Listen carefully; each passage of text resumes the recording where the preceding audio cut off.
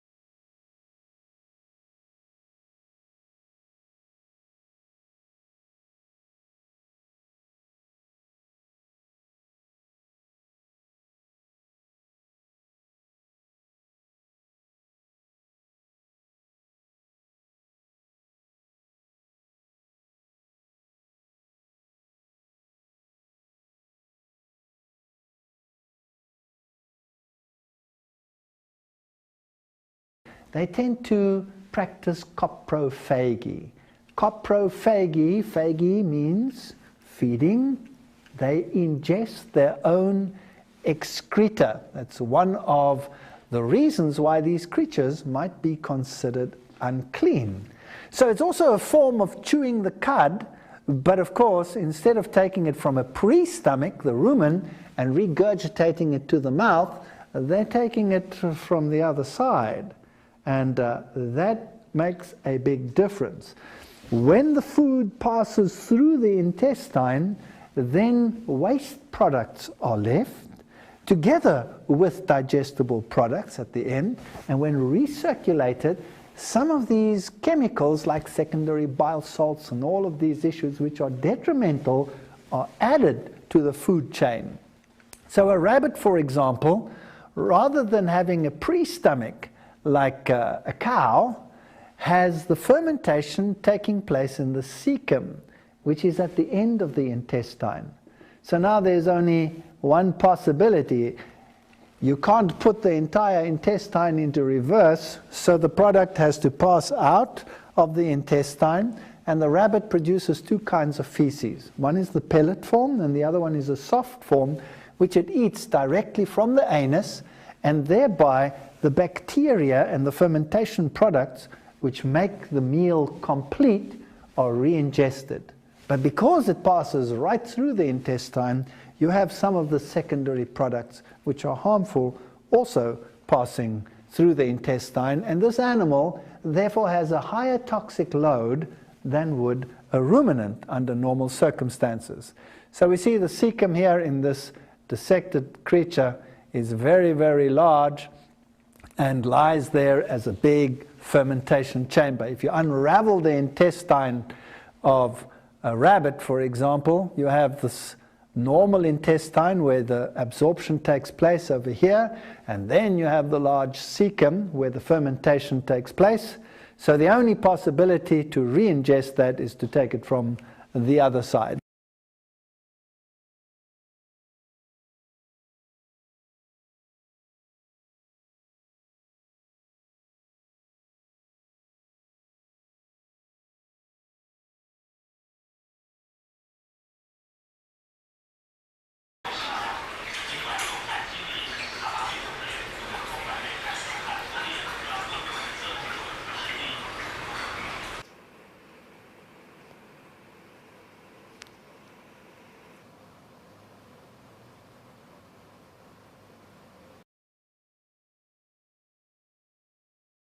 This is our rabbit, Nathan, also known as Ranger Rabbit.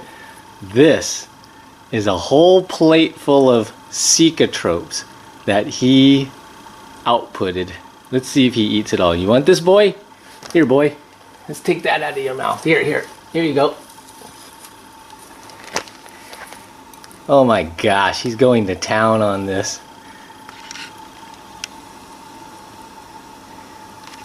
I can't believe you really like that.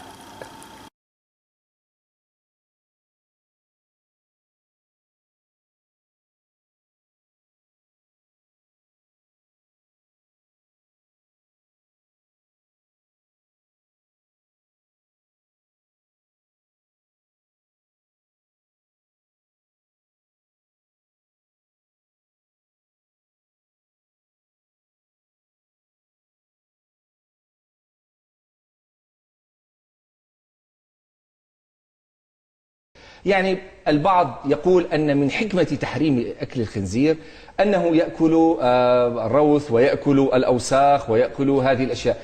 ماذا لو أتينا بخنزير وأبقيناه في حجرة مغلقة ولم نطعمه إلى الطعام النقي؟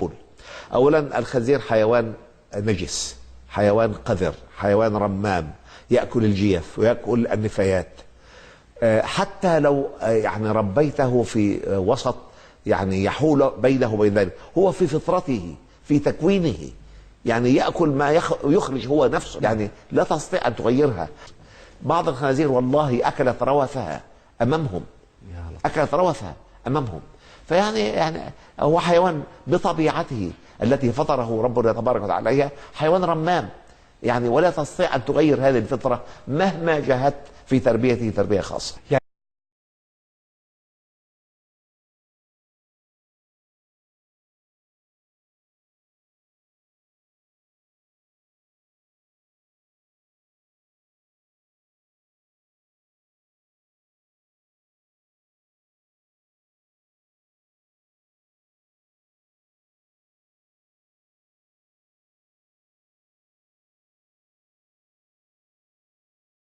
Now, an animal like a fish, which has fins and scales, is very interesting because somewhere in its life cycle, it is largely herbivorous, even if it is in the younger or larval stages that it is herbivorous. A fish is an amazing creature. It has a very high ability to detoxify itself. And of course, being situated in water, it's thermal. Eels, lampreys, catfish, all of these don't have scales. Now, where do they fit into the food chain? They are largely scavengers, and they will eat virtually everything. So they fall into the category of biological accumulation. They accumulate more toxins than the others do, and therefore should be considered unclean. Sharks and rays would fall into the category of the unclean, and they're a fascinating group of animals. Now, they live in marine environments, many of them, and when they live in the marine environment, they have a problem. They don't have the ability of the fish that have fins and scales to rid themselves of the salts which constantly move into the body as perfectly as the others do. So these creatures solve their osmotic water problems in a different fashions. A bony fish will excrete salts through the gills, so when it drinks seawater, it desalinates the seawater and gets fresh water through this process. And that is how these fishes survive in a marine environment. A shark, on the other hand, also has less salt in its body than the sea has. So you would have the problem that water tends to leave the animal. It has a salt gland in the rectum whereby it can get rid of some of the salts, but it solves its water problem by retaining urea. And so it has very high levels of urea. Urea is, of course, a waste product which other animals just excrete to get rid of it because it is toxic. But these creatures retain it and have developed a resilience and a resistance to this product.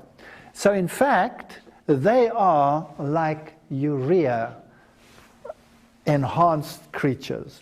So what would happen if you took the fins of the top of the animal and dried them, well, what you would get is you would get crystallized urea. And when you make shark fin soup, that's exactly what you have. It's like putting a urea tea bag in the soup. It surprises me that it's so expensive